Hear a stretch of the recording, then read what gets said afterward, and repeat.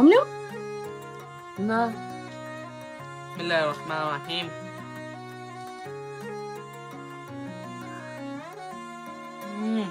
നല്ല ടേസ്റ്റ് ഉണ്ട്. എന്ത് ചോറായിക്കോട്ടെ അതിനെല്ലാം ഇവിടെയുള്ള എല്ലാവർക്കും പപ്പടമാണ് കേട്ടോ. അപ്പോൾ പപ്പടം പൊരിക്കാന് നെയ് തീർന്നുപോയിട്ടുള്ളത്. അതുകൊണ്ട് ഞാൻ ഇന്ന് എയർ ഫെയറിലാണ് പൊരിക്കുന്നത്. ആദ്യമായിട്ടാണ് ഞാൻ എയർ ഫെയറിൽ പപ്പടം പൊരിക്കുന്നത്. പപ്പടം എല്ലാം നിരത്തി വെച്ച് കൊടുത്തിട്ടുണ്ട്. കുറച്ചൊന്ന് ഓയിൽ സ്പ്രേ ചെയ്ത് കൊടുക്കുന്നുണ്ട് കേട്ടോ. കുറച്ച് മാത്രം മതി, അധികം വേണ്ട.